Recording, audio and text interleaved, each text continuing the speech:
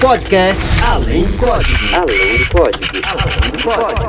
Aqui no canal Programador Cego. Fala pessoal, estamos começando mais um episódio aqui no Além do Código. E no episódio de hoje a gente vai aqui bater um papo com o Wellington Cruz. Ele é mais um lá para variar do Pessoas Cegas Programadoras, né? Que acho que vocês já estão acostumados porque a maioria dos convidados são de lá. E acho que quando eu falo que eu vou acabar trazendo todo mundo de lá não é exagero. E ele topou aqui bater um papo com a gente, contar um pouco da história, da experiência dele, e espero que vocês gostem. E Wellington, seja bem-vindo, e muito obrigado aí por aceitar o convite, espero que você goste aqui da experiência também. Maravilha, William, obrigado pelo convite, na verdade uma honra estar aqui, batendo um papo com a galera, os ouvintes, a galera que te acompanha, e que acompanha aqui o trabalho que você vem fazendo.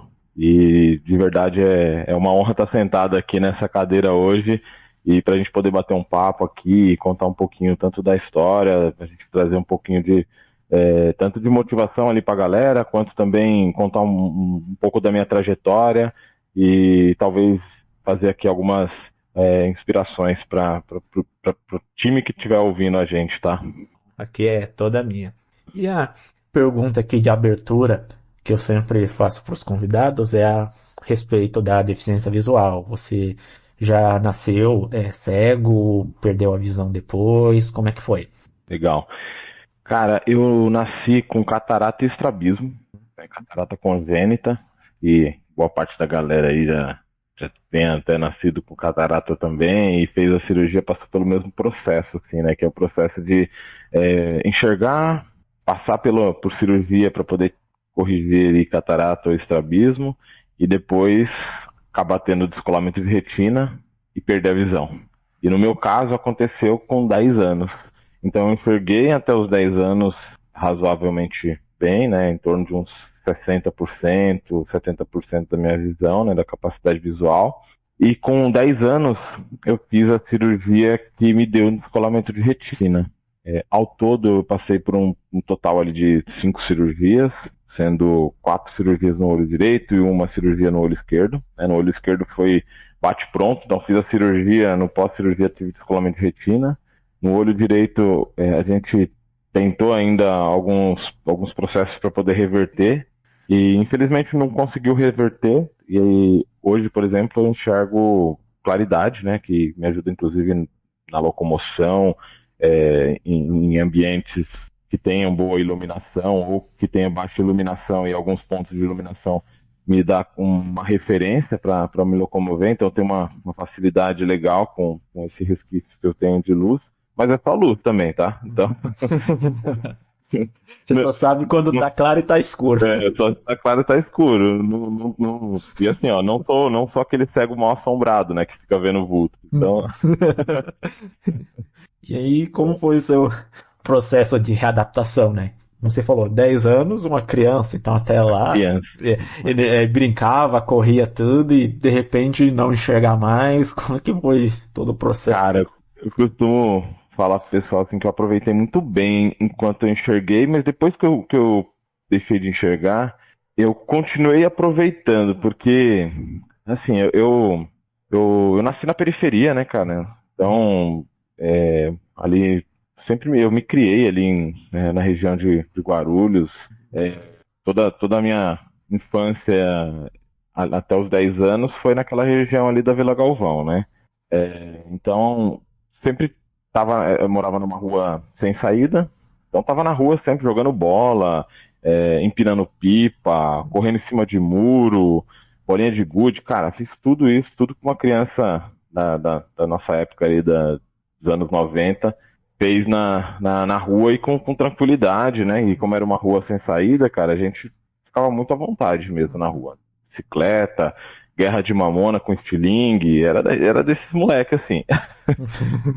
E aí, quando eu perdi a visão, com 10 anos, pensa, você tá começando a entrar na pré-adolescência, vaidade, e etc., começa a aflorar um pouquinho, né? Então, você perder a visão nesse momento é um momento um pouco delicado.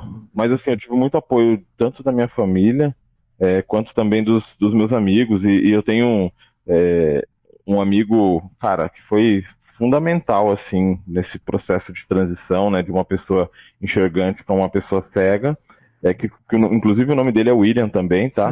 Então deve ser muito gente boa. Parceiraço, parceiraço.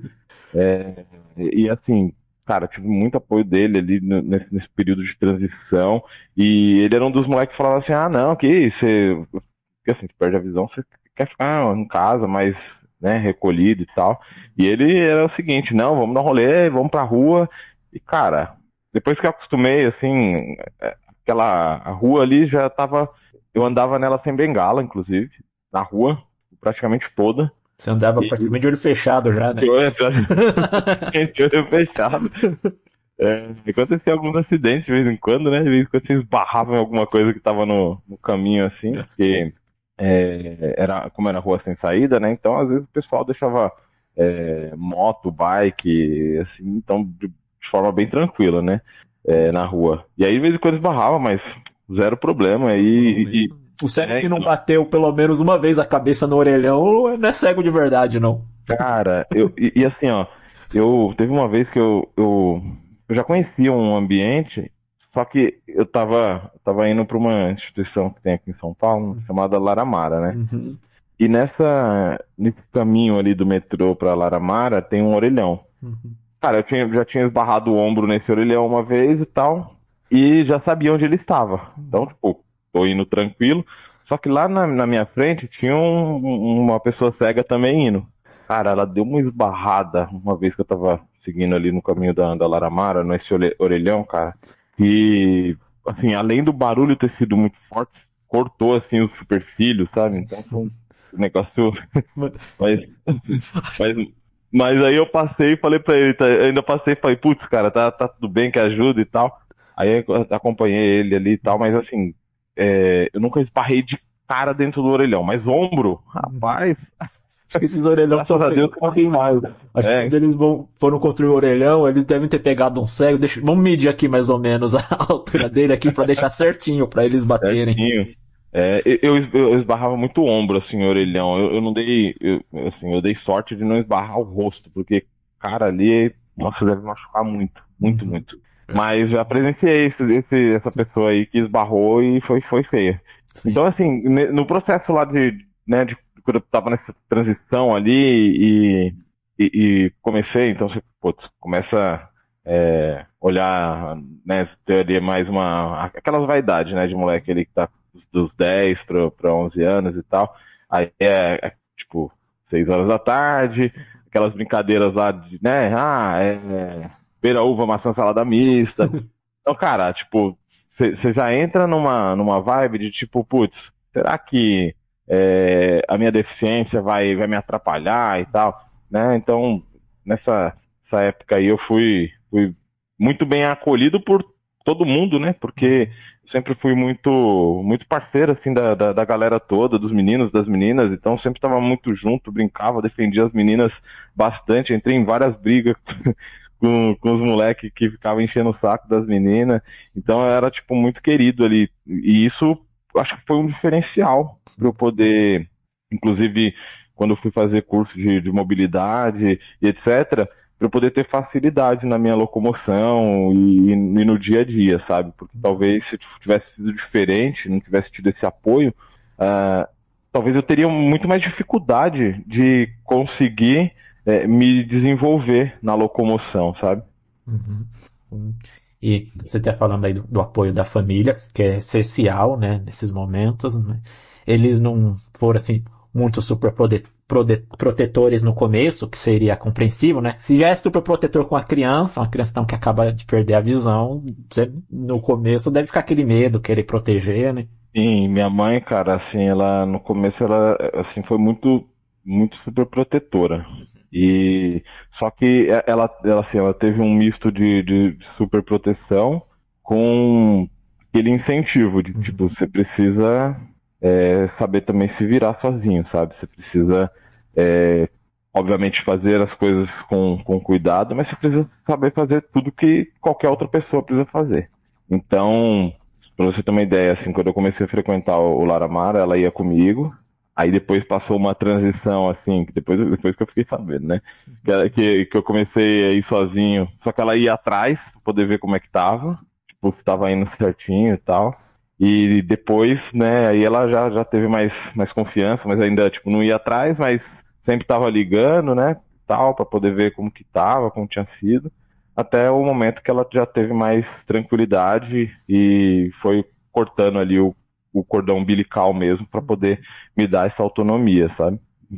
Então foi fundamental, assim, foi um misto, né, de superproteção putz, com aquele empurrãozinho que geralmente né, os passarinhos fazem ali com os filhos para poder falar, cara, tipo, tô te protegendo aqui, mas uma hora você vai ter que voar, uma hora você vai ter que ir com as suas próprias asas. Sim, essa superproteção é normal, né? Independente se a pessoa enxerga ou não, se dependesse, se os pais pudessem, deixar os filhos dentro de casa para sempre para nunca acontecer nenhum mal a eles, né? Mas, como você falou, uma hora tem que soltar. Uma hora tem que soltar, cara. E é nessa hora que tem que soltar, é onde você vê o quanto que, às vezes, orientação, às vezes, um bom bate-papo desde de pequeno mesmo, ela te ajuda, inclusive em tomadas de decisão e etc, sabe? Porque não é, assim, pra uma pessoa normal, sei lá, com 14 anos, sair ali da Zona Norte de São Paulo e ir para a Zona Oeste sozinho, às vezes os pais já ficam com receio, né? E uma pessoa de 14 anos que não enxerga, então você pensa que talvez o receio, a preocupação seja um pouco maior, né? Então, por isso que ter ali essa questão do acompanhamento inicial, depois fiquei sabendo ali, né, como eu falei, que ela estava indo de longe só acompanhar mesmo para ver como que eu ia me comportar ali no caminho como um todo, né? Se eu não ia ter dificuldades, etc. Aí passar para poder só ligar e depois já ficou mais tranquila aí, né? Já só hora de chegar mesmo, se atrasava um pouco, aí liga, né? Aquela preocupação normal. Mas foi fundamental, assim, por isso que eu falo assim, foi a família e amigos foi fundamental nessa transição. Sim, a gente não pode querer encarar tudo sozinho, porque não dá não. Verdade, cara. Verdade, não tem jeito. E aí, óbvio, né? Depois aí assim, você começa a fazer outros amigos, outras pessoas que acabam te influenciando de maneira positiva para você poder. Porque tem dois tipos de influência, né? Uma influência positiva e outra influência negativa, né? Então você tem que sempre se apegar nas influências positivas e algumas pessoas referência. Então, nesse período ali que eu estava fazendo orientação em mobilidade, eu tive algumas pessoas referência que puderam, inclusive, me dar uma percepção de que ser uma pessoa com deficiência visual, ela não iria mudar em termos de, quem eu sou, sabe? Ser uma pessoa com deficiência visual traria algumas dificuldades a mais, porém essas dificuldades a mais, elas seriam superadas como qualquer outra pessoa, sabe? Então, eu tive algumas referências que foram fundamentais nesse período de transição, porque até os 14 anos eu não havia feito orientação à mobilidade, então eu me virava na raça ali, sabe? Depois, quando eu vi que tinha técnica ali para poder se virar, para você poder andar na rua de forma mais segura, o uso da bengala, que no começo você fica com um pouco de receio por, 14 anos, a bengala e tal. Então você fica com um pouco daquele digamos que preconceito contra a sua própria situação de ter que utilizar uma bengala, né? E quando você tem algumas referências, cara, isso cai por terra e fala, eu tenho a necessidade de uma bengala, assim como tem algumas pessoas que têm necessidade de um óculos, assim como algumas pessoas têm outras necessidades, e tá tudo certo, cara. Sim, que eu não sei se você chegou a passar por isso, né? Porque igual eu também perdi a visão depois, né, no meu caso foi mais recente. Que eu tenho retinose pigmentar, sempre fui baixa visão, mas que eu vim perceber que tá perdendo aos pouquinhos, né? Retinose. Sim, mas que eu vim perceber que eu vim perder praticamente ela toda foi mais ou menos de 2018 pra cá, e só agora, né, que eu fui atrás aí de um treinamento de orientação e mobilidade, tô na fila, da Fundação Dorina, que é aqui em São Paulo também, né? Tô lá na fila. Eu acho que o pensamento pra gente que perdeu a visão bem depois é aquela coisa assim, tipo, e agora as pessoas que me conheceram andando, enxergando, me vê de bengala. Os pensamentos besta que a gente cria, né? Porque não tem problema nenhum. Cara, exatamente. Exatamente isso. É, e aí você fala assim, poxa, qual a diferença, né? Assim, minha enxergando e não enxergando para as pessoas que me veem. O que isso vai mudar na minha vida? Não vai mudar nada, cara. Não vai mudar nada. Então, mas assim, não é simples, né? A gente perder quebrar esse, entre aspas, né? Como eu falei, preconceito nosso mesmo com a nossa situação. Porque é um processo a gente tem muito ego, como nós mesmos, né? Como pessoas temos muito ego de, poxa, às vezes não vou poder dirigir um carro, né? Não vou poder andar de bicicleta sozinho, que sempre foi uma coisa que eu gostei muito, andar de bicicleta. Tudo bem, acho que tem muitas outras coisas que muitas outras pessoas também não conseguem fazer sozinho e as coisas e a vida acontece, né? E a gente não pode parar por isso. Então, eu tive assim pessoas que foram referências para mim, foram importantes. Talvez essas pessoas nem saibam. Inclusive, uma dessas pessoas, ela na época que eu conheci, ela era baixa visão, e que foi fundamental ali, principalmente no começo, onde eu estava iniciando na tecnologia, né? Que ela faleceu esses dias atrás, eu fiquei sabendo. Mas talvez ela nem soubesse, né, o quanto que foi importante também para eu poder formar ali o meu, digamos assim, o meu perfil de uma pessoa cega, sabe? Em termos de autonomia, em termos de independência. E assim como essa pessoa, acho que outras pessoas talvez não façam ideia, mas algumas eu até a gente acabei encontrando recente, e aí até comentei, mas outras, né, pelas circunstâncias da vida ali, você perde contato e talvez não saibam ali o quanto que foram importantes, mas que talvez um dia ali a gente tenha essa possibilidade de tomar um café e contar o quanto que foi fundamental, sabe, essa presença. Com certeza. E na escola, como foi? Creio eu que você deve ter começado na escola regular, né? E quando perdeu a visão, você continuou lá? Você conseguiu se adaptar bem na escola? Cara, a adaptação de escola foi um negócio punk, né? Porque eu já lia, escrevia. Uhum. E aí quando eu perdi a visão, eu fiquei um tempo sem estudar, né? E voltei quando eu tava com 14 anos, então mega atrasado na turma. Inclusive fiz algumas provas de reclassificação, né? Da própria escola mesmo, e que me ajudou a dar uma equilibrada ali na turma, né, que eu tava.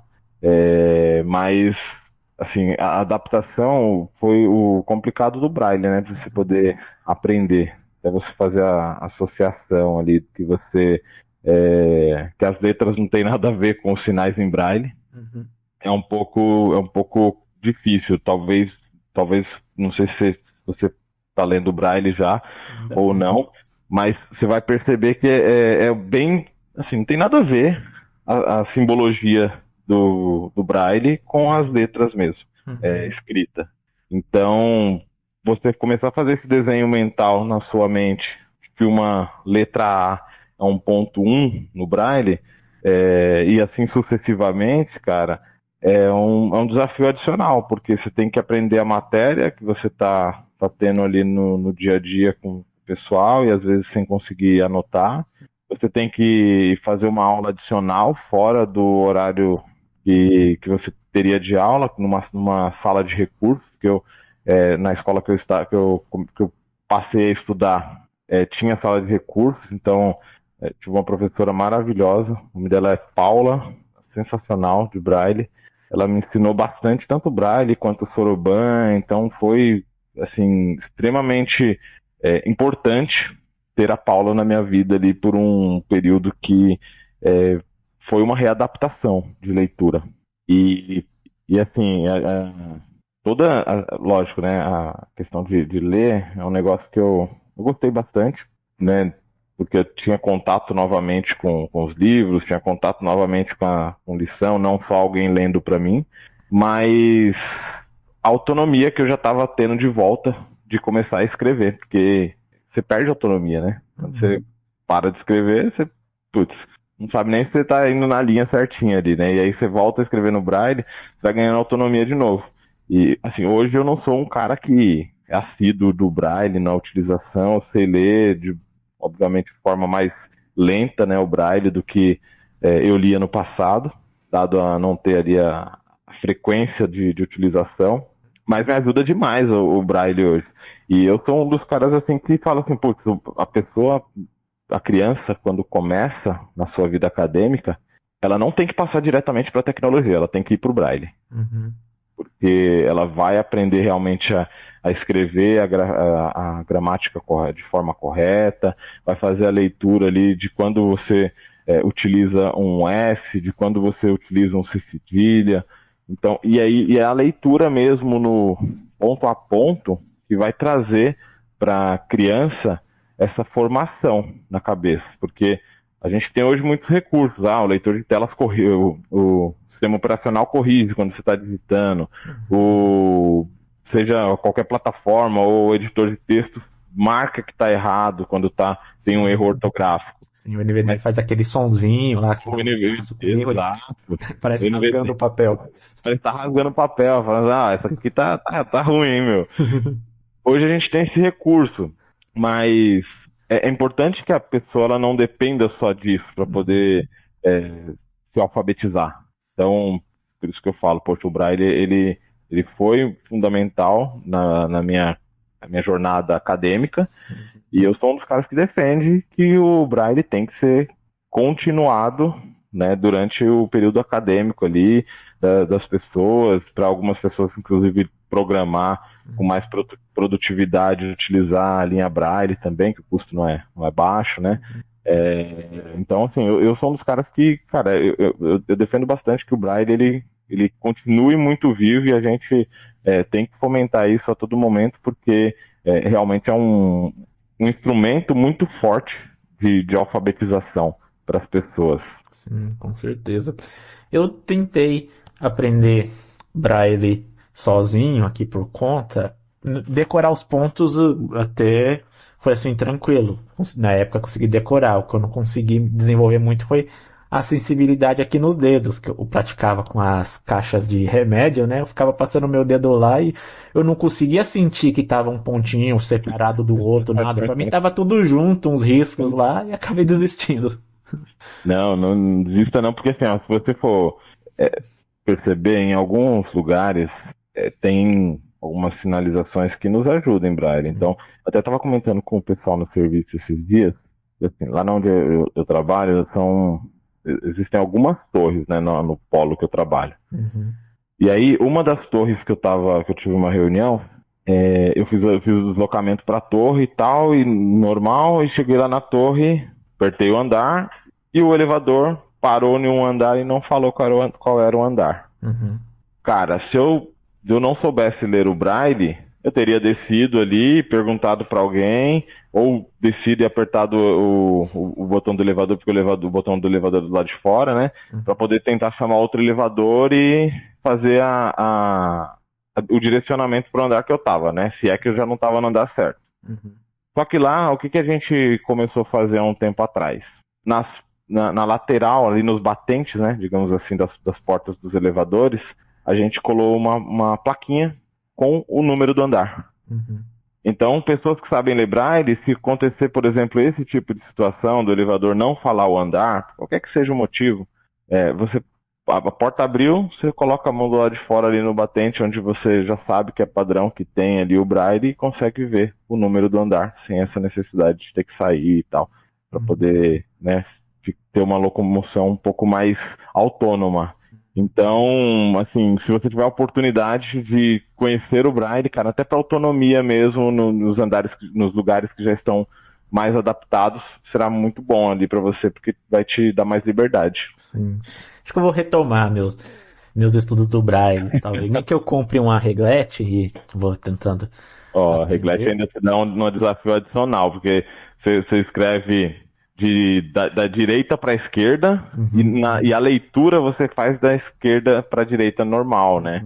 Então ele te dá um desafio adicional ainda, que você vai ter que fazer a conversão ali dos pontos. Ah, poxa, na hora que você vai escrever o ponto 1, ao invés de estar do lado esquerdo ali, ser o primeiro pontinho do lado na coluna esquerda, vai ser o primeiro pontinho da coluna direita, né?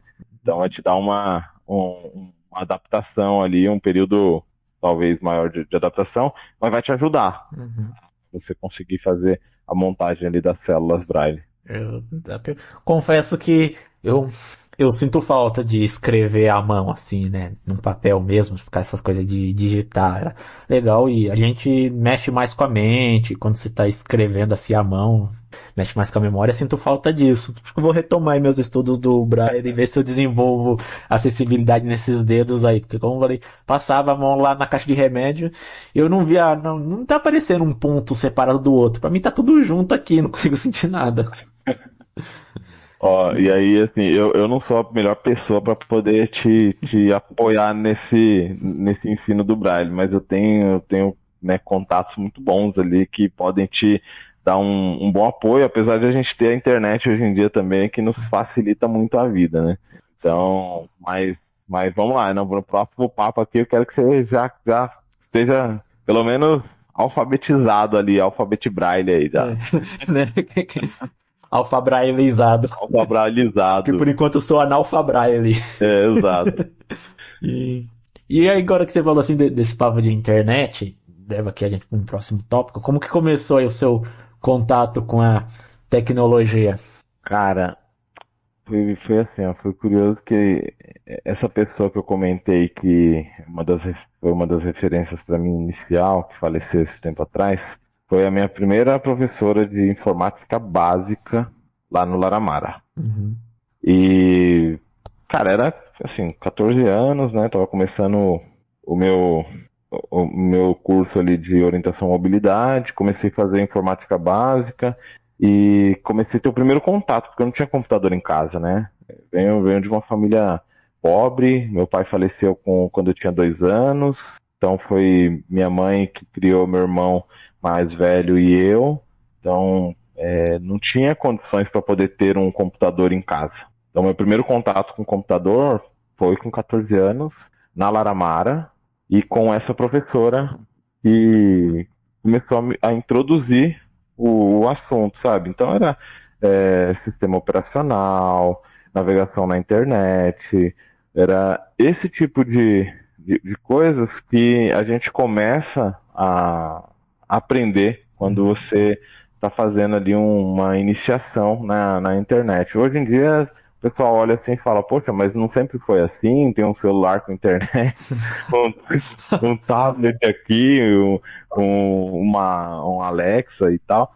Não, pessoal, não foi. Quando a gente chegou aqui no passado era tudo mato.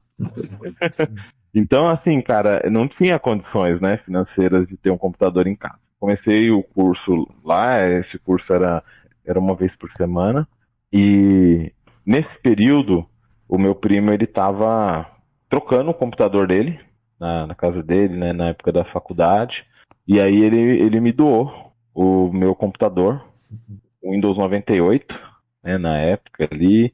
Então eu trabalhei com Windows 98, foi o meu primeiro contato com tecnologia, além do XP ali que eu estava na Laramara, né, eu tive 98. E aí, cara, foi onde eu comecei a gostar. Falei, poxa, acho que esse negócio aqui é legal, né? Acho que dá pra gente poder fazer muita coisa legal aqui para poder resolver problemas do dia a dia. E a partir daí eu comecei a gostar mesmo do assunto tecnologia. E em seguida, né, assim, depois eu analisei ali os módulo básico, né, de informática no Laramara, e passei a me dedicar no estudo ali de tecnologia, mas de uma maneira mais autodidata, né? Então fui nessa linha ali até entrar na faculdade, e aí eu já passei a ter ali uma uma orientação mais acadêmica mesmo do assunto, né, de tecnologia, que eu fiz análise e desenvolvimento de sistemas. Legal. Eu que eu tô cursando agora também. Legal, bacana, bacana. Tá, que semestre que você tá? Tô no terceiro. Terceiro semestre, bacana. Então, mas assim, quando eu entrei na faculdade, eu já tinha ali o conhecimento de linguagem web, já tinha alguns conhecimentos que me davam um traquejo mais fácil em algumas disciplinas, só que em outras disciplinas eu tive, cara, bastante desafio, principalmente naquela época ali, em 2012, né? Uhum. Desafios relacionados às IDEs, né? Uhum. Quando eu comecei nas disciplinas de Java, por exemplo, o pessoal usava uma IDE chamada NetBeans, né? E aí eu não sei quem foi o gênio que criou uma distribuição chamada SoldBeans. Cara, nossa, como dava problema aquela distribuição, né? Era uma adaptação ali do NetBeans para uma interface acessível. Uhum. E dava muito problema, né? Principalmente de compatibilidade de projetos e tal.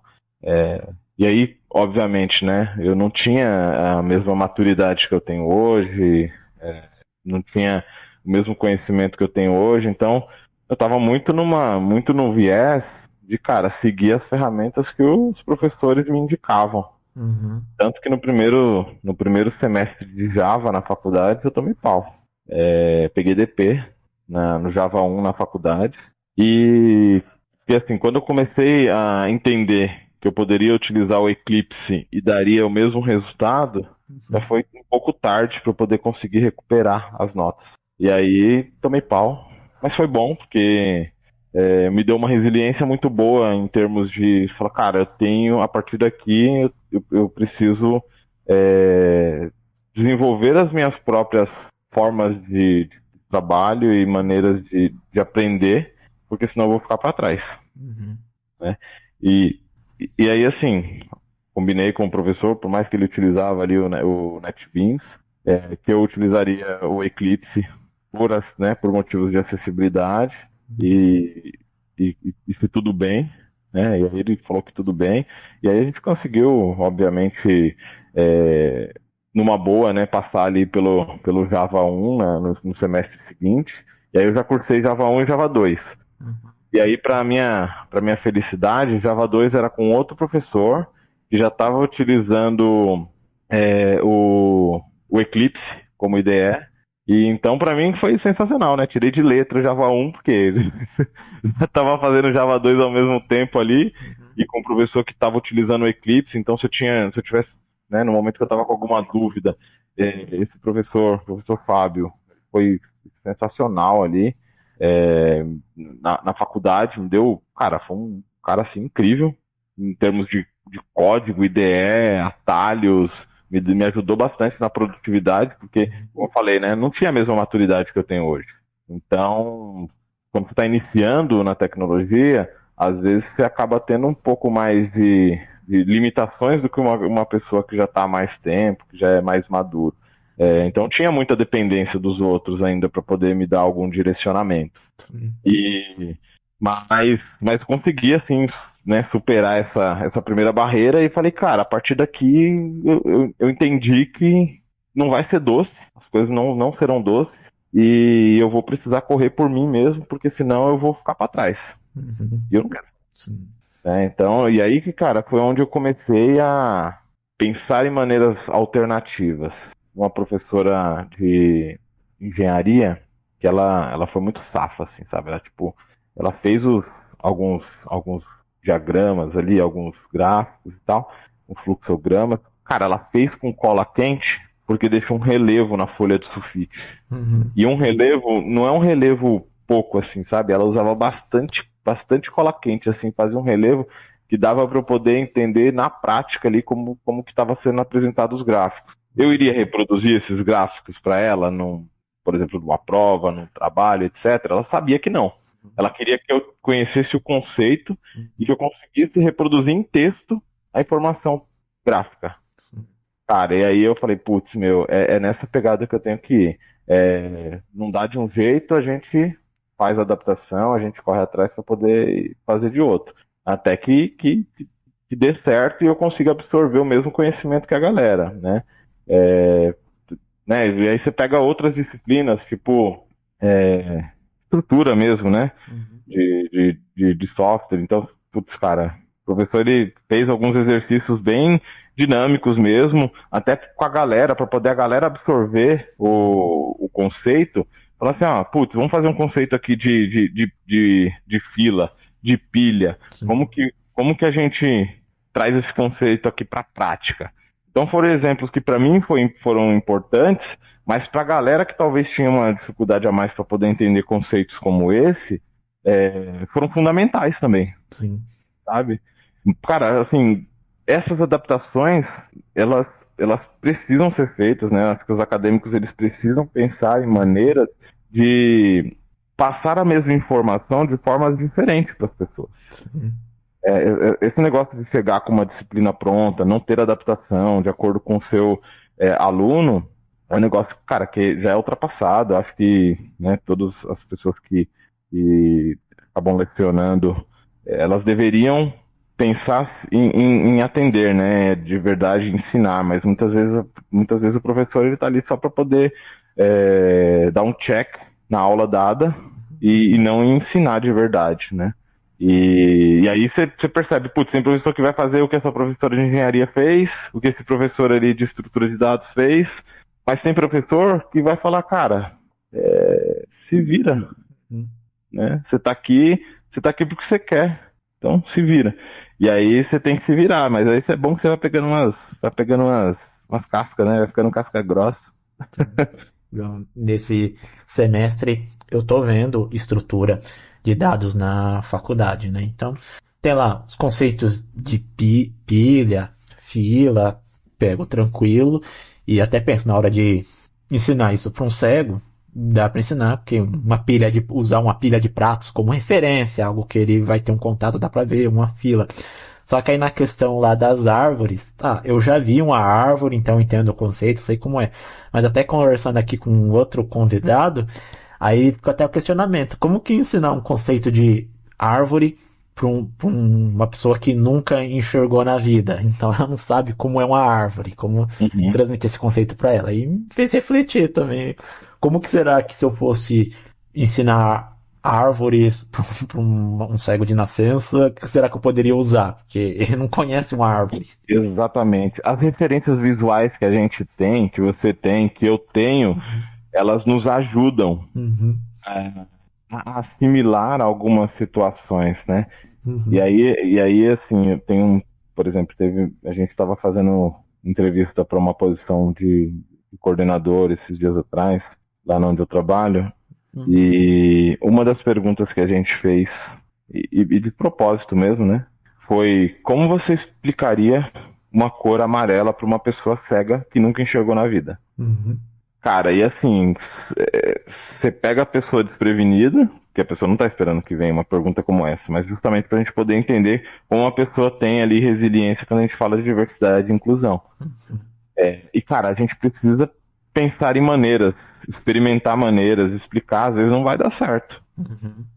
E explicar de novo, sabe? E às vezes, mesmo explicando de novo, quem garante que a pessoa que nunca enxergou vai entender que uma árvore é daquela forma que a gente está explicando? Sim. Até me fez pensar, talvez na hora de ensinar estrutura de dados, em vez de ensinar esse conceito de árvore usando uma árvore mesmo, real, sei lá, talvez usar o conceito da árvore genealógica, então usar o conceito de pais e filhos, né?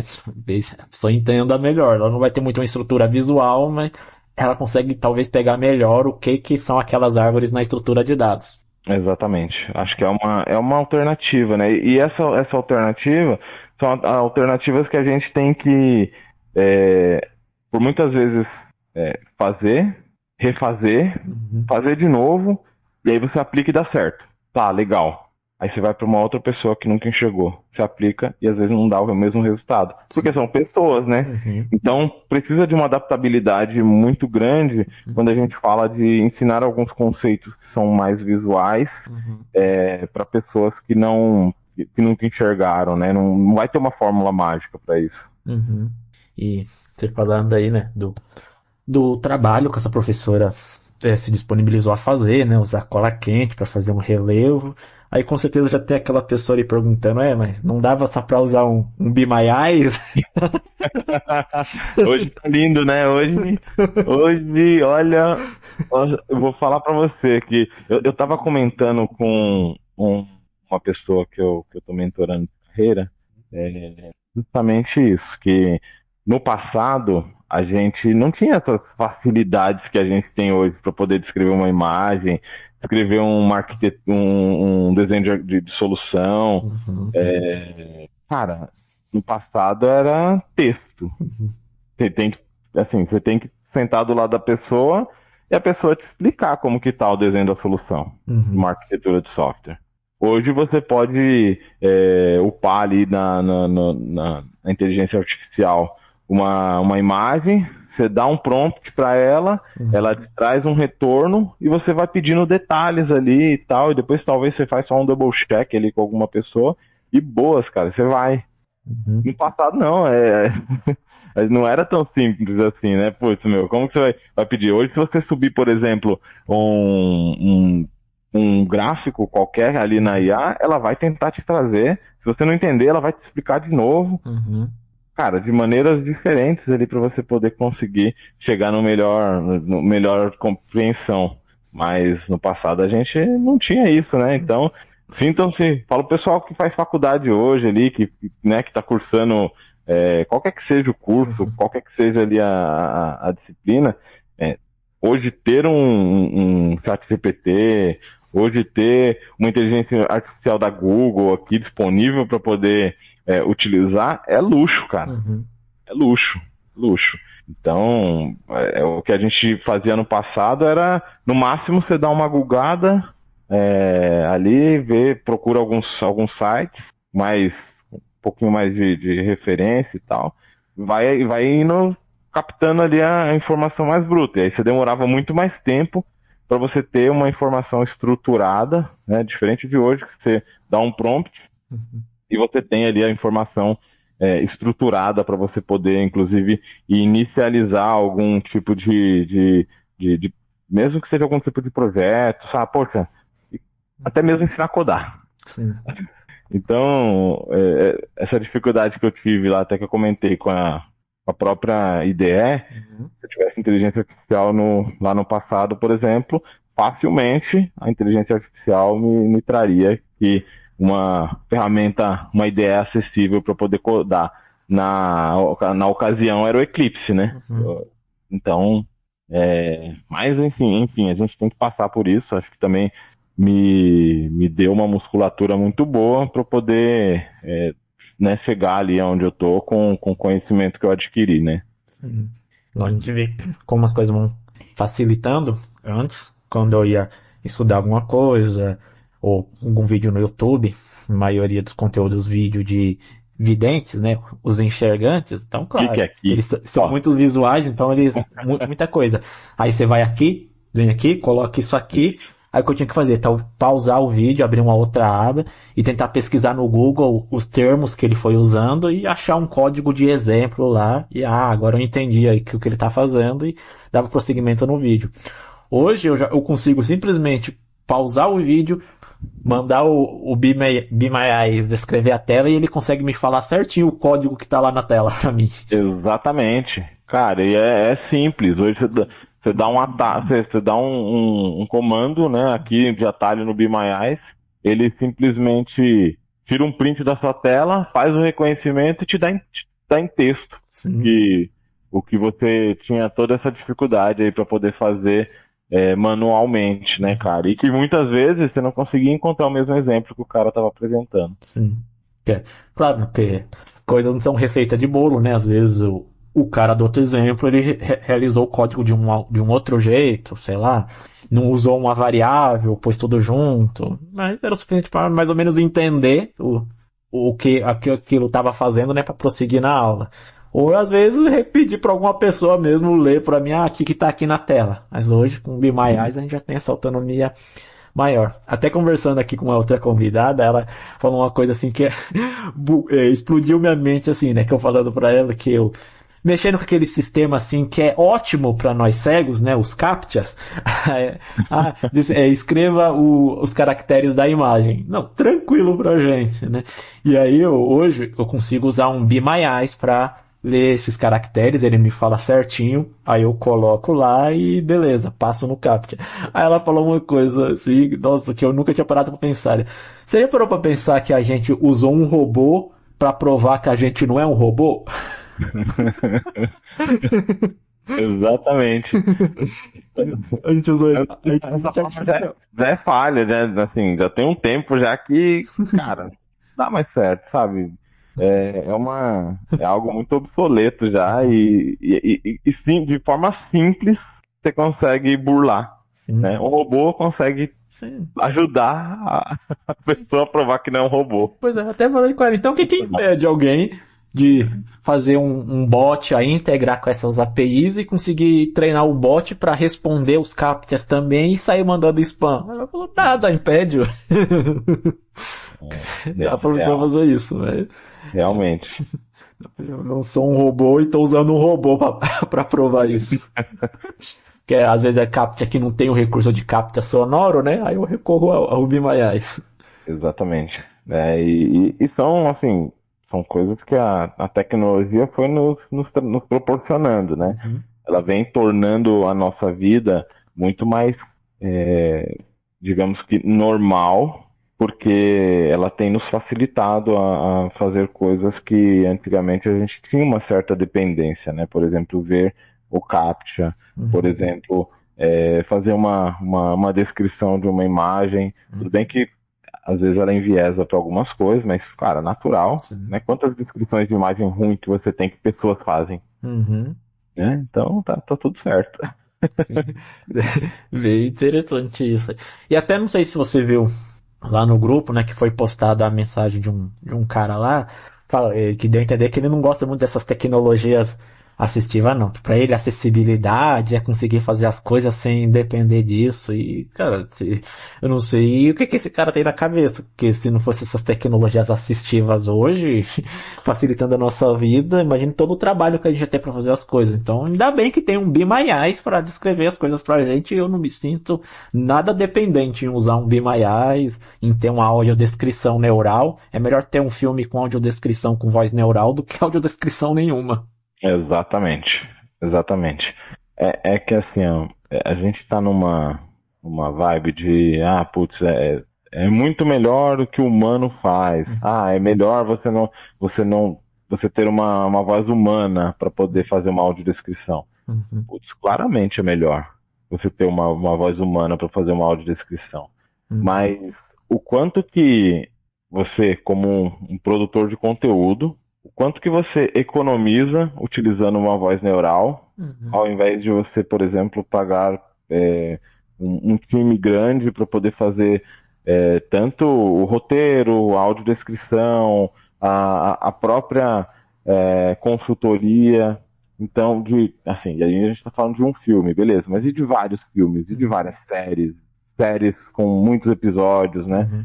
Quanto que os criadores de conteúdo, né, as grandes empresas querem fazer num negócio chamado eficiência operacional, eficiência financeira. Cara, assim, antes de ter algo que seja com uso de voz neural, inteligência artificial para nos ajudar, do que não ter. Sim. Né?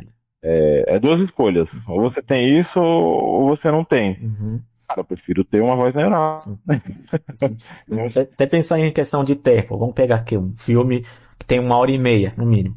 Uma voz humana, ela vai ter que ler ela mesma ou narrar aquilo durante 1h30, ou sei lá, ela ficou doente, ficou gripada, tá sem voz, não dá pra gravar. Com a voz neural, você põe o texto lá que dura 1h30, ela vai criar tudo lá rapidinho e você vai sincronizar.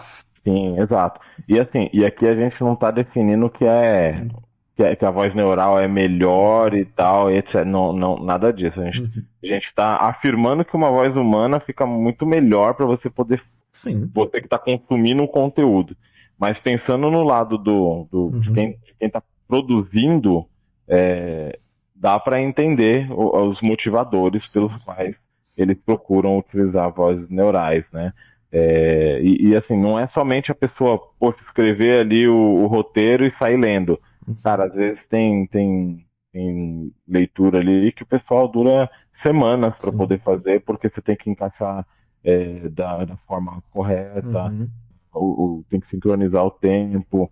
Então não é algo tão trivial, né? A pessoa que está sendo a audiodescritora, ela tem um trabalho de se atentar muito em tudo que está acontecendo no roteiro como um todo, passar as informações relevantes, às vezes precisa ver, rever, ver de novo.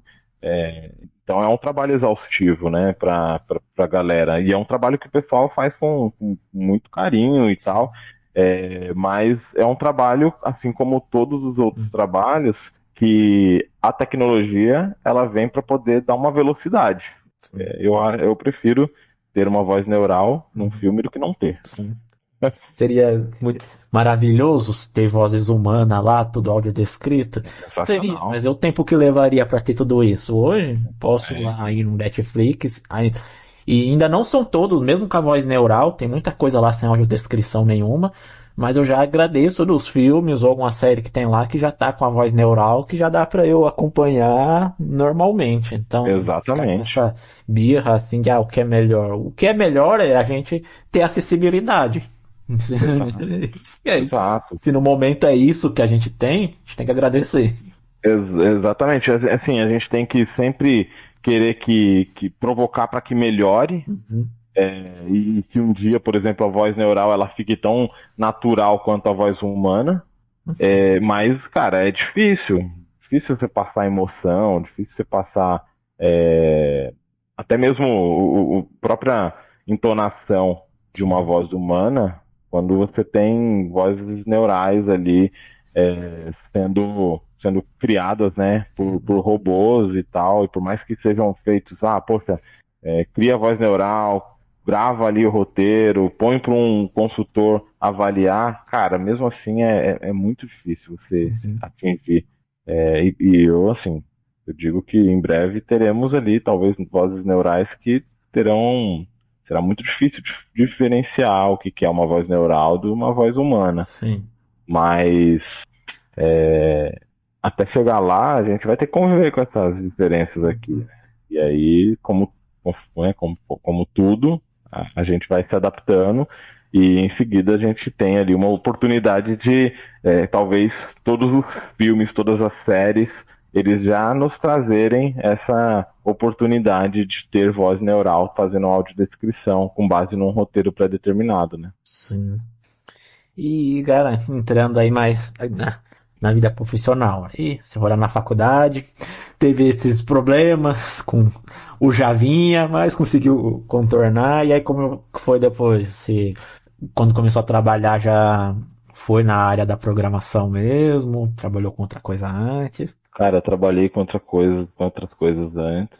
Eu trabalhei com vendas já, né? Então, eu já vendi cartões, créditos, produtos de seguro. Já trabalhei com seguradora com assistência 24 horas. Trabalhei com administrativo mesmo, contas a pagar. Então, fiz bastante coisa antes de entrar a fundo mesmo na área de tecnologia. Uhum. E fiz uns trabalhos freelance também, me aventurei ali como CNPJ também durante 2 anos no serviço de consultoria mesmo de TI, e em seguida aí obviamente já mergulhei mesmo, né, na área de cabeça, e acho que assim, mergulhei mesmo na área de cabeça, cara, acho que em 2016. Uhum. Em 2015 foi quando eu abri ali a consultoria, prestei o serviço até o final de 2017. Então peguei muito serviço freelance, né? Serviços pequenos, RPs, para poder construir, de algumas, tanto lojas pequenas, quanto também salão de cabeleireiros. Peguei alguns serviços assim mais básicos, né, para você poder fazer integrações com meios de pagamento e tal. Chegou a fazer sistema para locadora? Sistema para locadora eu não fiz, cara. Eu fiz para Lan House. É porque diz que todo programador tem aí no seu portfólio um sistema para locadora, alguma coisa assim, né? Para Lan House conta também. Sempre tem esses sisteminhas aí de cadastro de cliente e tal. Sistema de cadastro de cliente, cara, liberação de acessos. Então já tive, já brinquei, me aventurei num período para poder fazer isso. Mas assim, às vezes é muito. Quando a gente está começando ali, se aventurando num ramo de consultoria, Uhum. você tem muita incerteza, sabe? Porque você tem muitos provedores grandes, né, que fornecem o mesmo serviço que você forneceria, só que com uma confiança maior e tal. Então, até você começar a ganhar corpo, você precisa pagar boleto, né? Uhum. Então, e eu fazia esse trabalho ali de consultoria paralelo à atividade que eu tinha de CLT. Uhum. Mas chegou um momento que eu falei, cara, eu preciso fazer uma pós, eu preciso me dedicar aqui nos estudos, algumas certificações, e eu não estava tendo tempo para isso. Então você tem que fazer escolhas, né? Você tem que abdicar de algumas coisas na sua vida para você poder a conquistar outras, né? Uhum. E essas escolhas, elas me levaram a eu encerrar ali as minhas atividades na minha consultoria em 2017 e manter como CLT. Uhum. E desde então eu fico só como CLT mesmo. De vez em quando faço alguns freelas, algumas coisas do tipo, mas nada que vá consumir o meu tempo a ponto de não permitir, por exemplo, que eu me desenvolva, né? Que eu continue ali na evolução, tanto acadêmica quanto também profissional, sabe? Então, eu acho que assim, foi bom para eu poder empreender. Você precisa empreender, você precisa ser uma pessoa empreendedora para você poder também entender os desafios de uma empresa e o quanto que você pode contribuir com essa empresa com algumas ações simples que você faz e se sentir dono dessa empresa.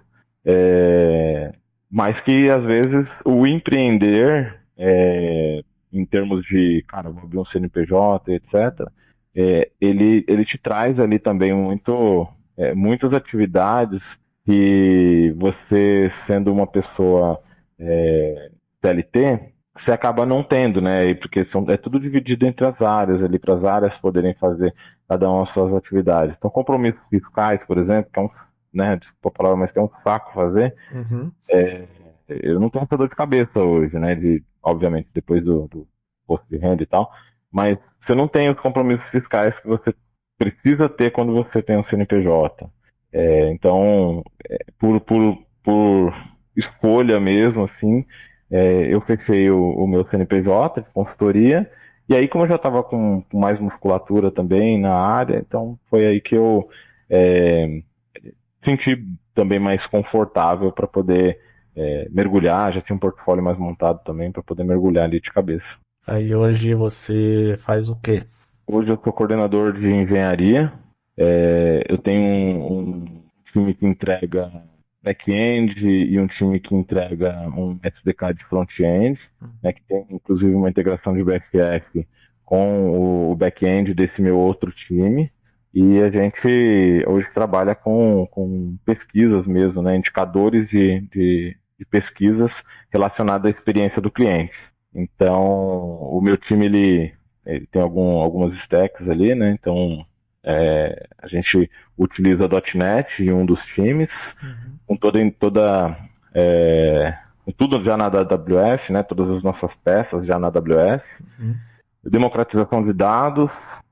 O outro time ele cuida ali do SDK, que faz a integração com o front-end dentro dos canais, e nesse outro time eu tenho algumas linguagens, né? Então eu tenho Android nativo, eu tenho Swift, no iOS ali, eu tenho Angular, e tenho também o back-end, né? Principalmente a construção do meu BFF, que é em Kotlin, e faz toda essa comunicação ali via API com o meu time de back.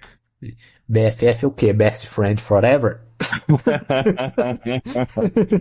Não, back for front, né?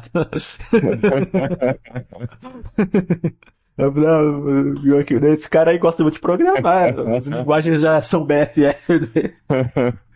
Não, nada mais é do que uma camada ali, né, que comunica o seu front-end com com o back-end, sabe? Uhum. Você fazer as, as chamadas diretas. Então, todo front acaba sendo um usuário de back, então. Exatamente. Literalmente. Literalmente. E aí, cara, assim, obviamente, né, eu tenho. Passei por time de qualidade ali, né, por um bom tempo, pelo time de acessibilidade, então, né, tenho bastante conhecimento ali também da parte mais técnica, né, do assunto acessibilidade, em tanto Android nativo, iOS, Angular, React, e outras linguagens aqui que me possibilitaram a evoluir bastante na minha carreira como QA mesmo, né, como tester, e obviamente, né, direcionando ali um pouco minha carreira também para a direção de liderança mesmo, sabe? Então, tenho, assim, comecei como analista, passei por todas as fases ali, né, que um analista passa, até chegar no processo de sucessão para a cadeira mesmo que eu estou hoje, né, que é uma cadeira de liderança. E, cara, assim, hoje, por exemplo, eu tenho, né, no meu time como um todo, são, é, atualmente são 11 pessoas sentadas que eu tenho, né, internos do meu time. Eu tenho 3 vagas abertas aqui e mais 8 pessoas de consultorias sentadas. Então, tô somando 22 pessoas na minha gestão funcional direta, né? Que aí cuida desse produto aí de pesquisa que eu comentei. E que nenhuma das pessoas hoje no meu time, aliás, nenhuma foi muito forte. Uma das pessoas tem algum tipo de deficiência, né? Mas essa pessoa ela tem uma deficiência imperceptível, né? Porque na verdade ela tem hiperfoco. Então é uma pessoa de consultoria, não é do meu time direto. Então ela tem hiperfoco e cara, assim, é uma pessoa extremamente rápida nas suas atividades, nas suas entregas.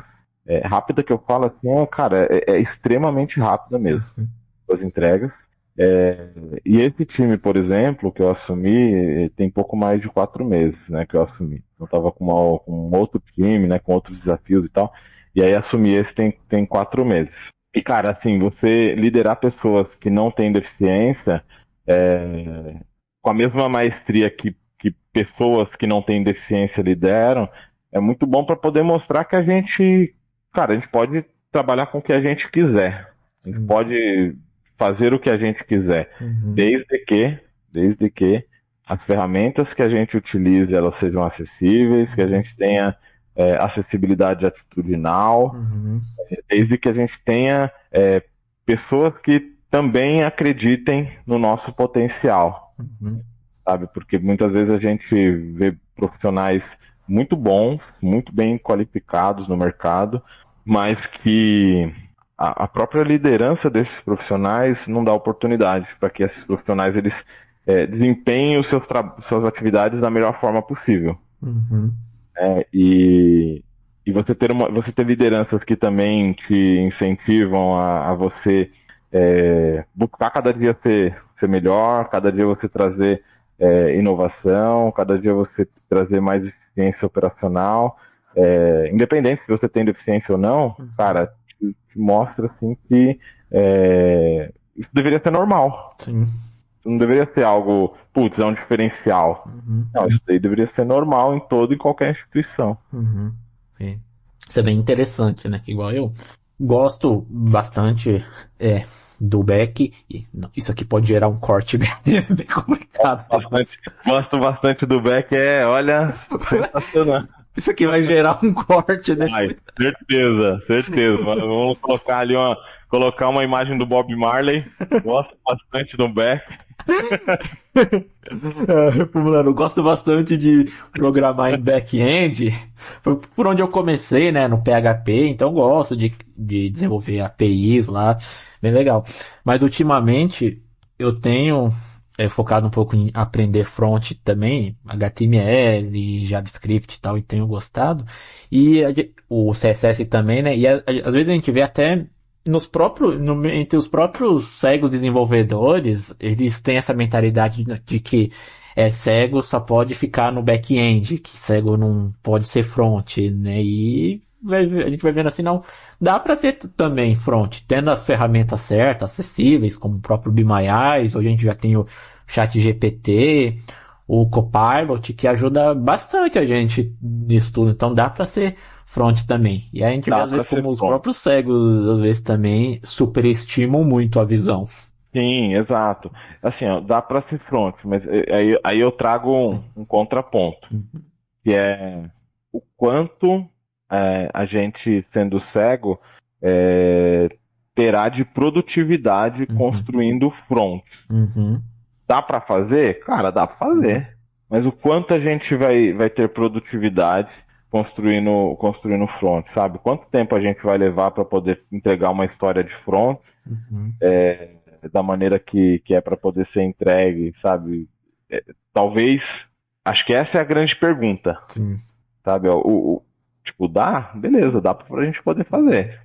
Sem dúvida nenhuma, tá? E eu falo porque também já programei o front, já desenvolvi front ali, mas, cara, eu tive bastante desafio quando eu tava construindo front, porque você, pelo menos eu, levava muito tempo para construir as interfaces de maneira que ficasse agradável visualmente e que eu tivesse confiança, sabe, que estava agradável. Então, a produtividade eu acho que é o grande ponto, sabe? Qual o tempo que a gente levaria para poder fazer isso? Sim. Que dá, cara, certeza, não tenho dúvida, né? Até porque eu sou cego e também desenvolvi front. Mas qual a produtividade? Eu pelo menos me sentia muito improdutivo quando eu estava desenvolvendo front. Sim. Esse é um bom ponto, o qual eu não tinha parado para pensar, né? Porque às vezes eu sempre falo assim, na questão do cego ser front, eu até falo, claro, o cego não vai conseguir pegar, vou criar aqui uma página minha do zero, testar aqui as cores para ver o que fica mais bonita. Às vezes o que eu falo muitas vezes o que a gente tem que fazer é colocar ali o que o cliente mandou. Às vezes tudo já tá lá no Figma, a largura tantos pixels, a altura assim, bota essa fonte, essa cor, e a gente só vai colocando, né? Se vai ficar bonito ou não, não é mais com a gente, aí é o design que resolva. Mas essa questão da produtividade é realmente um ponto que deve ser levado em consideração. Exatamente. Aquilo dá pra fazer, cara. Dá pra fazer. Né? Eu falo por mim, falo por experiência, eu não me sentia produtivo fazendo, né? Ela, cara, mobile e nem web tinha produtivo fazendo. Sim.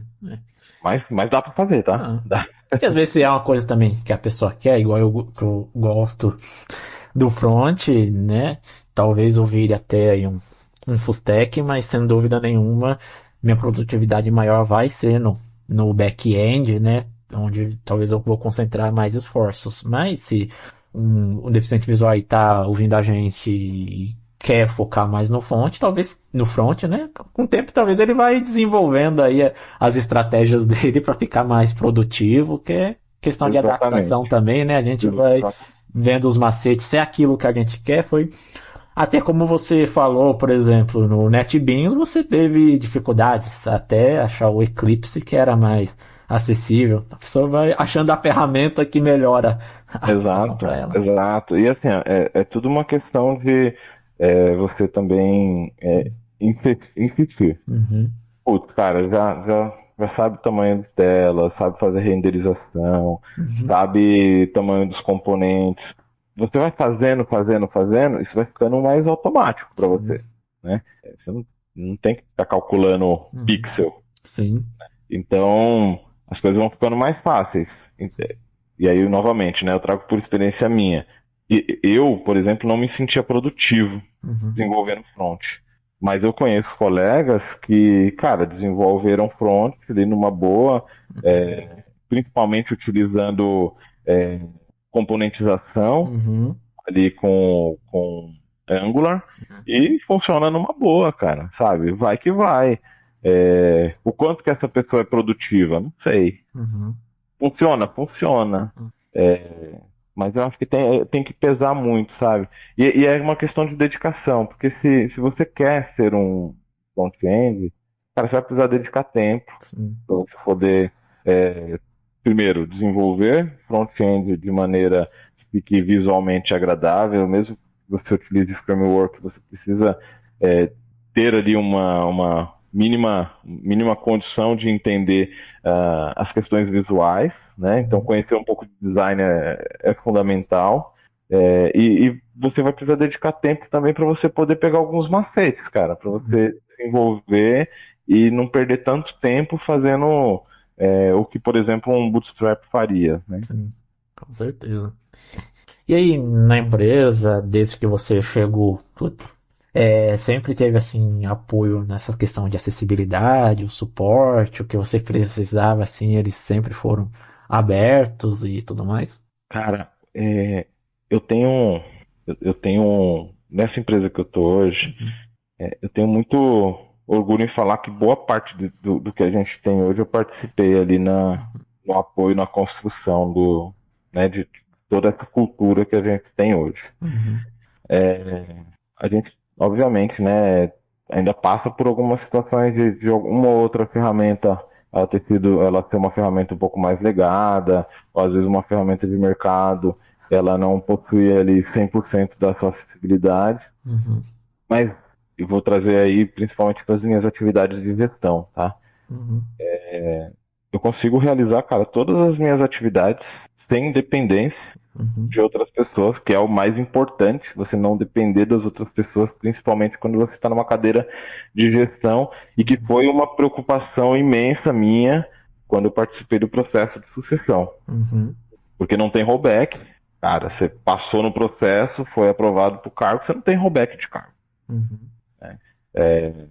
Você pode fazer uma movimentação lateral ali, mas rollback de cargo você não tem.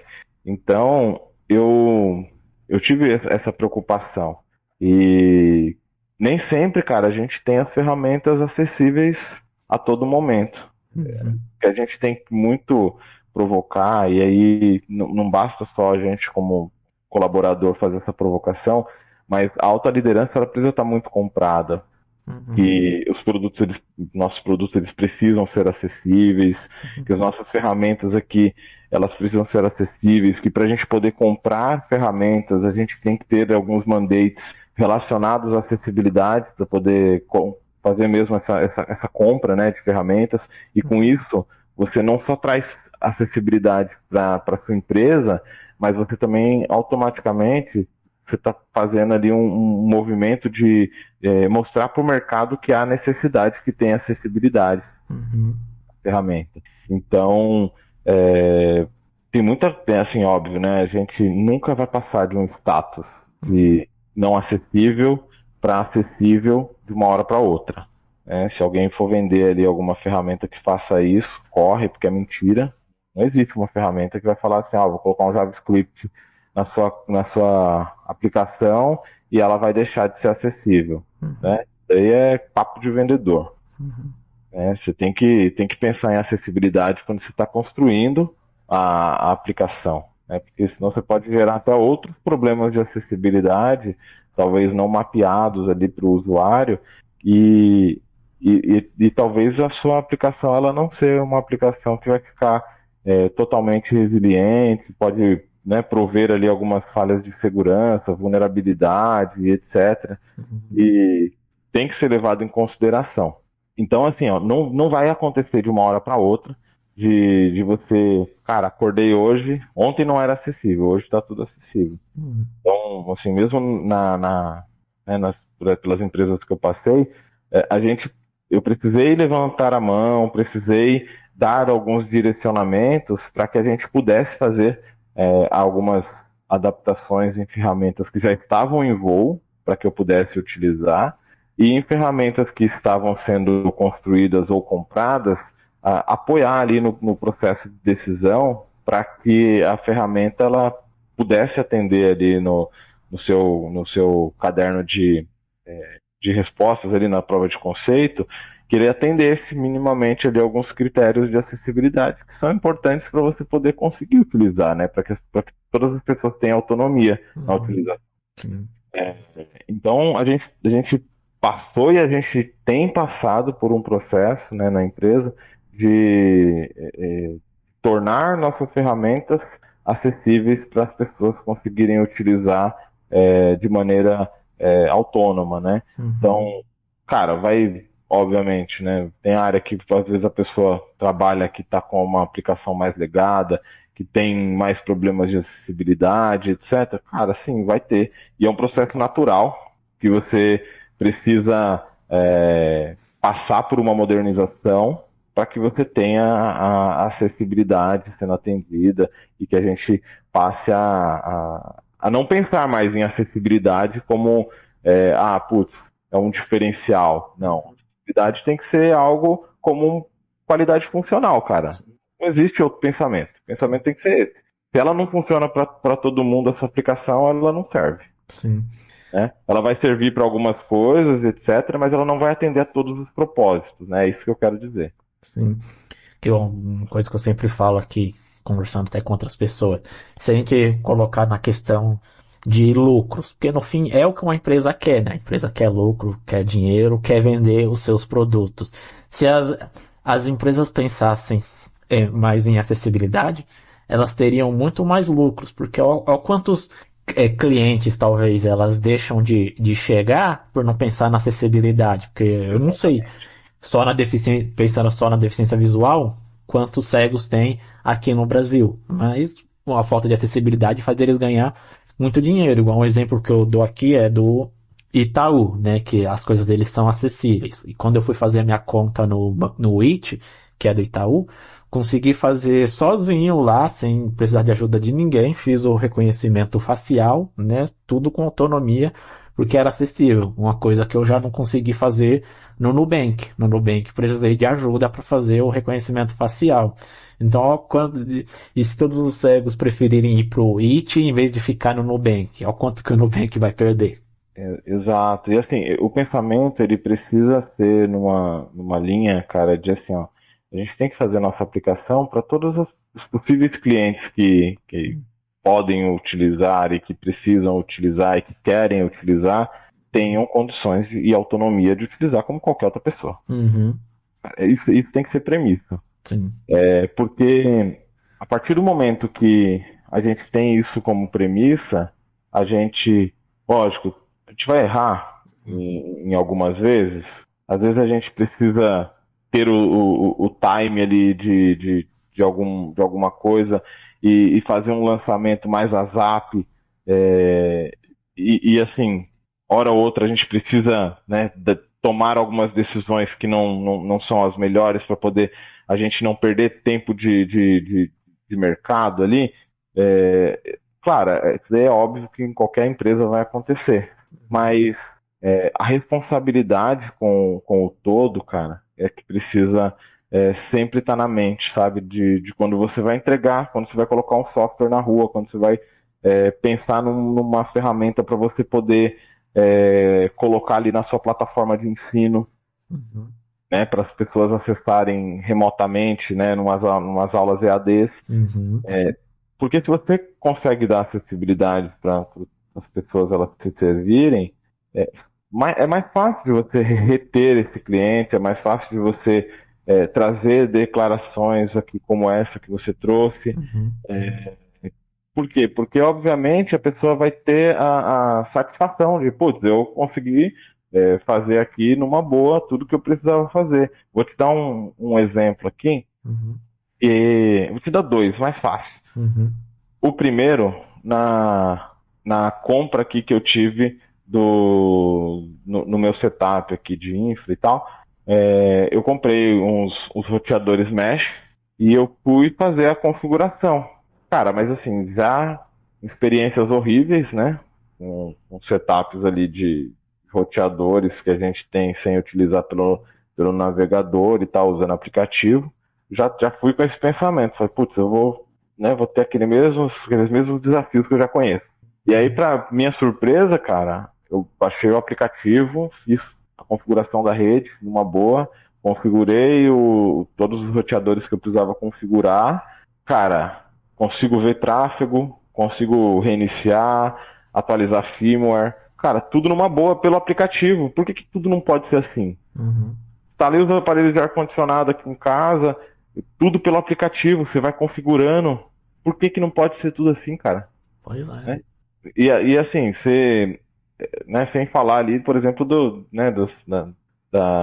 produtos Apple e tal, que a gente sabe que já traz a acessibilidade desde a concepção. Uhum. E isso daqui te dá autonomia, te dá a possibilidade de você, num canal como esse aqui, que tem muitas pessoas ouvindo, que tem muitos consumidores, falar assim, poxa, que legal, né, que, né, a empresa X, PTO, para não, né, PTO, ela pensou em acessibilidade aqui e se eu comprar, por exemplo, um dispositivo dessa empresa, eu sei que eu vou conseguir ter autonomia para poder me servir. Uhum. Então, é um marketing indireto que é feito, cara, no boca a boca e que pode trazer muito mais usuários, né? E assim, ó, só para trazer um número aqui, você falou de pessoas com deficiência visual, né? Uhum. E o número ali. No último censo, só de pessoas que se declararam com deficiência ali pelo IBGE, Uhum. é mais de 18 milhões de pessoas, cara. Sim.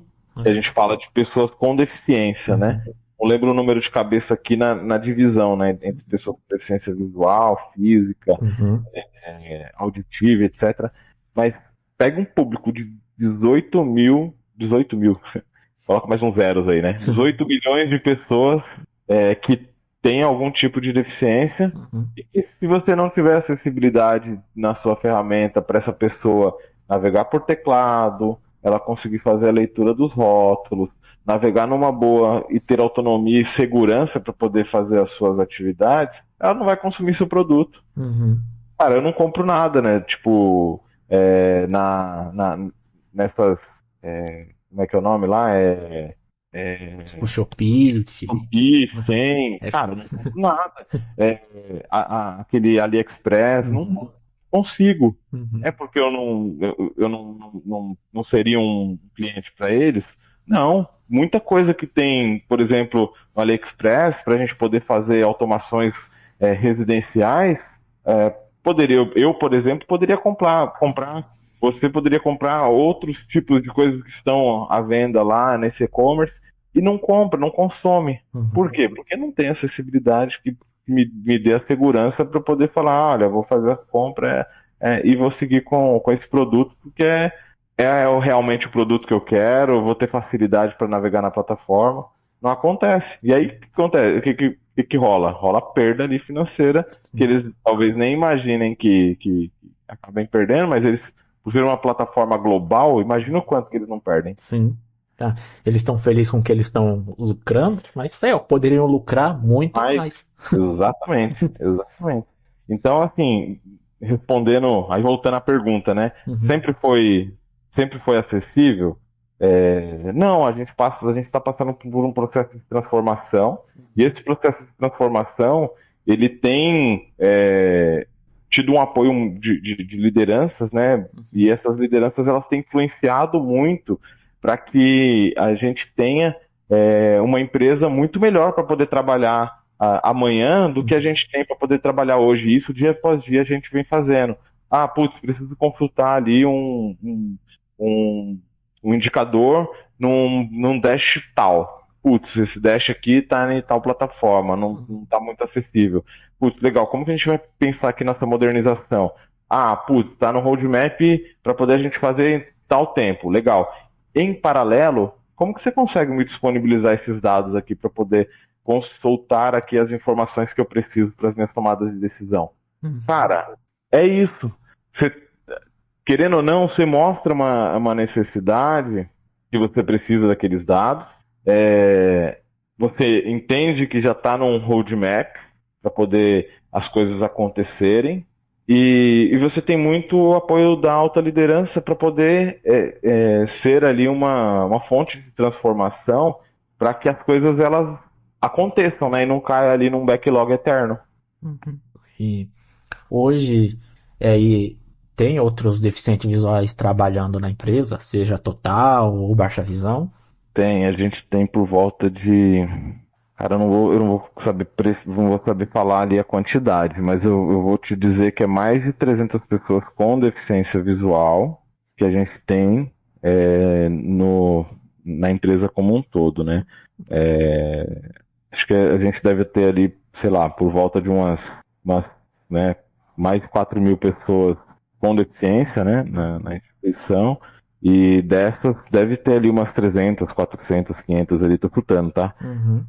Que tenham deficiência visual. E isso em diversas áreas, né? Da instituição. Ah, legal, né? Elas talvez hoje já podem usufruir das coisas que você sugeriu, né? Para melhoria de acessibilidade. Eu trabalhei muito tempo na área, né, de acessibilidade também. Passei por muitos projetos internos e externos que contribuíram para poder promover a acessibilidade e apoiar ali nessa transformação que a gente veio passando nesses últimos anos, né? Desde 2017 a gente vem passando por uma transformação muito forte e tornando os nossos produtos ali cada vez mais acessíveis para a gente, tanto falando ali, né, dos clientes externos quanto clientes internos mesmo.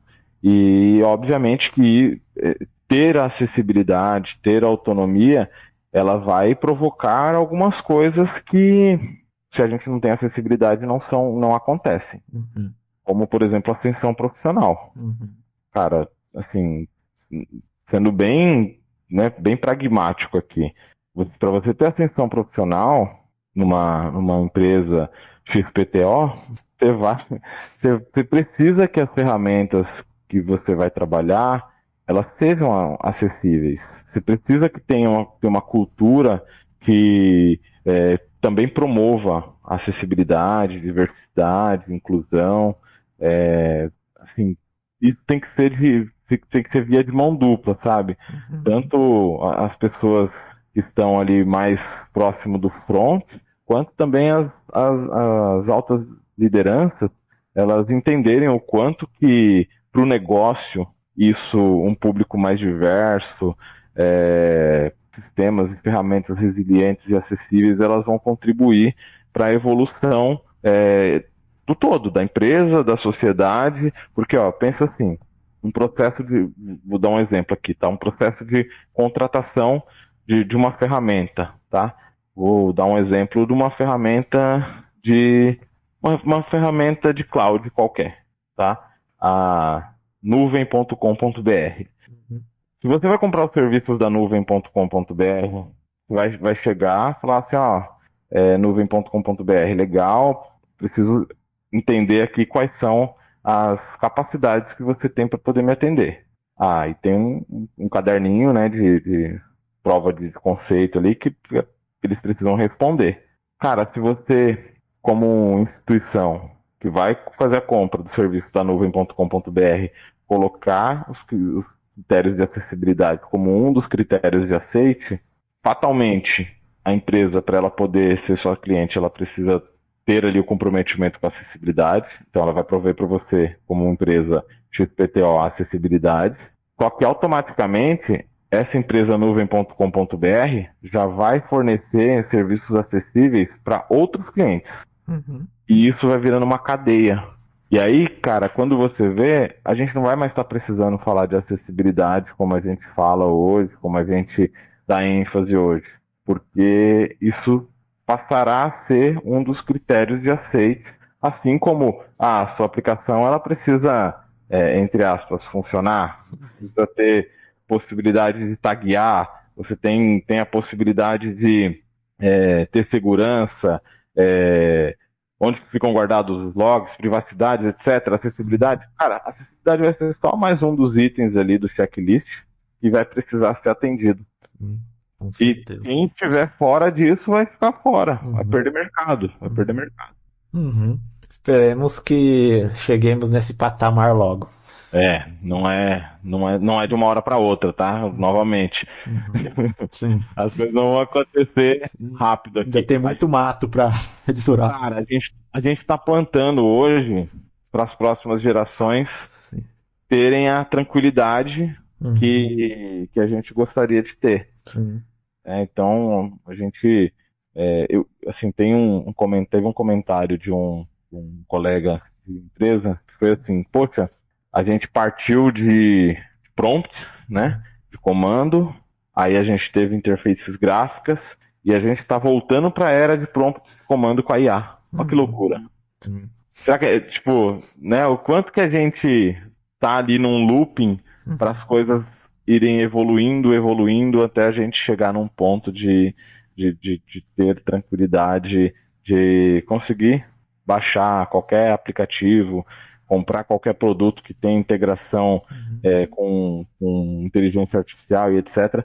E ter a tranquilidade de falar assim, eu vou comprar esse produto aqui, eu vou poder usar. Ou vou comprar aqui um produto para eu poder fazer a leitura de um livro eletrônico e eu não vou conseguir fazer a utilização porque o único leitor de telas que tinha na ocasião que eu havia comprado ali, isso falando ali há 4, 5 anos atrás, né?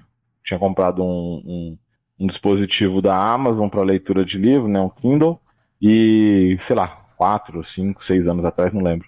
E ele tinha leitor de telas para fazer a leitura dos livros, só que somente em livros em inglês, e você só conseguia ativar o leitor de telas se o seu Kindle tivesse completamente em inglês.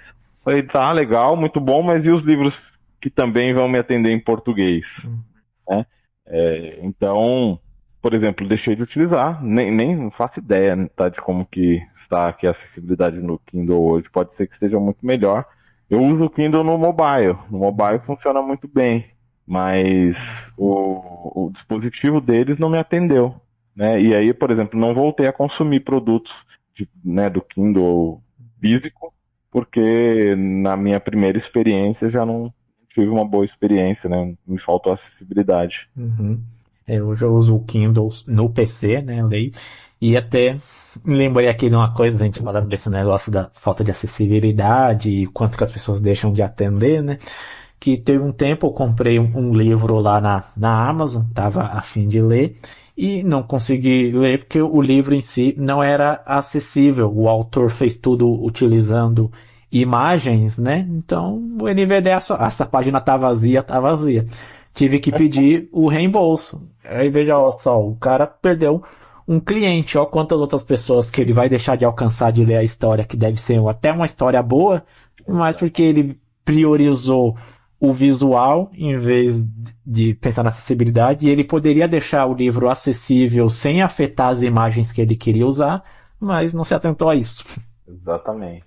Poxa, e alguns livros que assim, conforme a imagem abaixo. E não tem nem descrição da imagem. Você Sim. perde uma porrada de conteúdo do livro porque conforme o quadro abaixo, sabe? E às vezes o quadro é uma imagem sem audiodescrição. Tudo bem, a gente tem hoje recursos que nos ajudam, mas qual o trabalho que a gente tem de fazer, por exemplo, um reconhecimento com o Be My Eye de um livro ali, né, de um print da tela, para poder fazer algo que seria simples. Constrói com acessibilidade já. E aí, óbvio, né, a gente fala ali de educação, a gente fala de carreira, a gente fala de saúde, né, na época da pandemia ali, eu lembro que no começo o cadastro da vacina ali não era não era acessível ao ponto de dar total autonomia para você poder fazer o cadastro logo no comecinho. Uhum. Aí você fala de saúde, aí você fala de segurança, você fala de finanças, que você, por exemplo, para você poder fazer transações de investimentos, de compra e venda de ações e tal. Uhum. Por que às vezes você utiliza só uma plataforma de trade? Uhum. Às vezes só uma plataforma de trade é acessível para você poder fazer. Às vezes é a melhor? Não sei, cara. Difícil definir. Quando você tem uma opção, quando você tem duas opções, você Uhum. vai na que mais te atende. E aí outros acabam perdendo, né?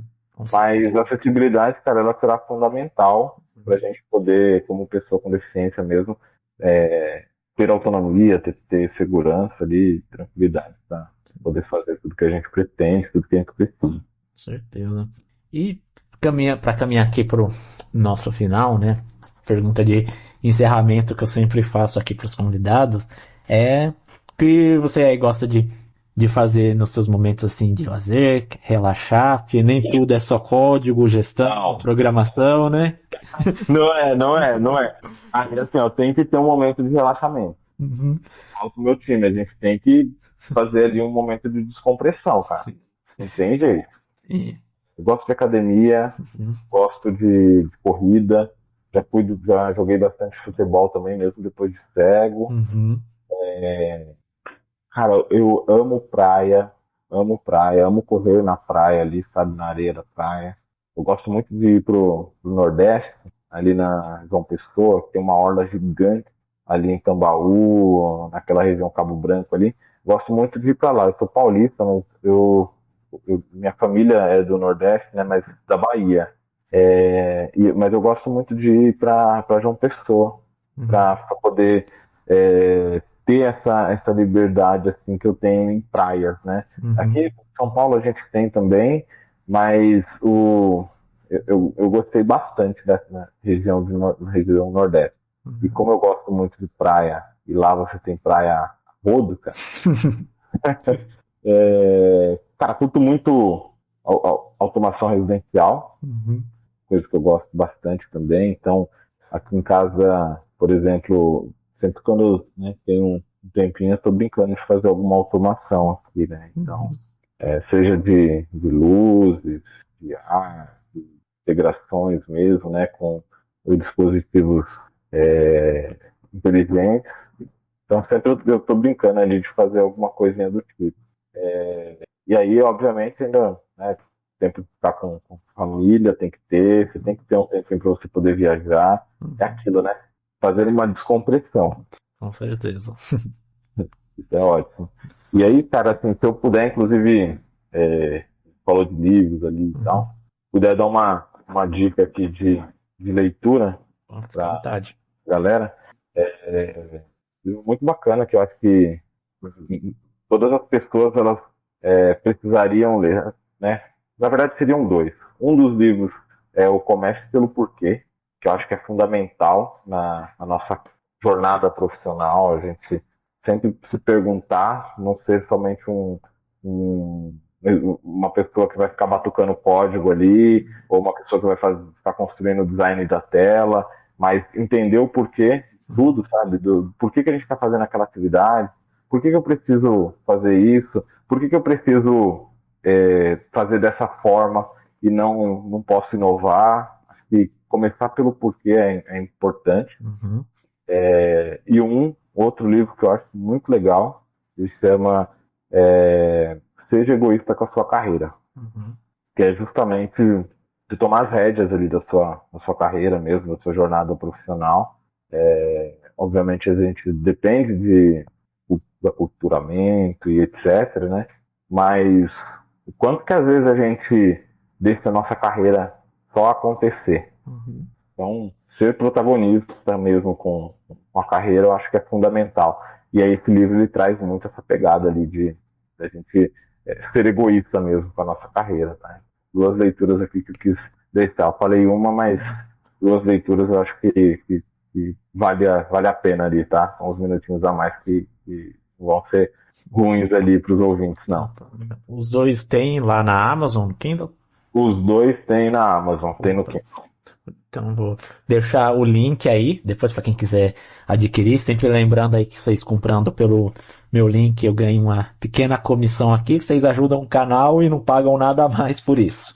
Olha só que maravilha, hein? Ajuda aí, vamos ajudar o William aí, pô, comprando os livros, não só os livros, mas as indicações do canal aqui dele, poder a gente manter o projeto, que é um projeto que leva informação e que compartilha, né, papos como o nosso aqui, que pode trazer ali um pouco de direcionamento para a jornada, para a carreira, para poder falar não só de código, né, não ficar só batucando código ali. Uhum. Com certeza, hein? Cara, brigadão. Gostei muito aqui da conversa. Espero que você também tenha gostado da experiência e volte mais vezes aqui, porque esse é um assunto que rende, né? A gente só arranhou aqui a superfície. Realmente, William. Obrigado pelo convite, cara. Pessoal, obrigado por terem ouvido aqui até o final também. Espero que tenha conseguido trazer um pouquinho, né, da minha jornada e que seja inspirador aqui para outras pessoas. E qualquer coisa podem me procurar ali no LinkedIn, como Wellington Cruz, e vamos manter contato. Você pode deixar, me passa o link depois, que eu deixo aí na descrição também. Perfeito. Obrigado, William. Obrigado, pessoal. E é isso, gente. Se vocês ouviram até aqui, gostaram, deixa aí o like, né? Vocês sabem que é assim que o YouTube funciona. O like é a maneira dele entender que você gosta desse tipo de conteúdo e vai te recomendar, né? Quando tiver mais. Se é novo por aqui, chegou aqui por acaso, né? Caiu de paraquedas. Seja muito bem-vindo. Considere aí se inscrever no canal e ativar o sininho para você ser avisado quando tiver vídeo novo. Confira aí os outros episódios que eu já gravei, né? Já subi aqui, conversei com muita gente bacana, assim, igual ela, então tenho certeza que você vai gostar. Confira as demais playlists que eu tenho aqui no canal também, né? Voltada para programação. Então tem aí algumas playlists de PHP, JavaScript, HTML, CSS. Tem até uma de lógica de programação com Portugal, né? Que acho que talvez no momento que você estiver ouvindo esse episódio já está pronta, porque as pessoas sempre me querem entrar aí na programação, me perguntam, por onde começar? Eu sempre falo, ó, começa pela lógica, que você entendendo a lógica de programação, as outras linguagens você pega tranquilamente. Então, dá uma conferida lá nessa playlist de lógica de programação, que pode ser uma boa porta de entrada para você. E se você tiver assistindo, ouvindo esse podcast pelo Spotify, vou deixar aí o link do canal no YouTube para você conferir lá depois e se inscrever e compartilha esse conteúdo aí também nos seus grupos de WhatsApp, nas redes sociais, manda aí para os seus amigos. Vamos fazer esse conteúdo aí chegar mais longe, né, para que as pessoas se conscientizem cada vez mais. E nos vemos aí no próximo episódio. Até mais, pessoal.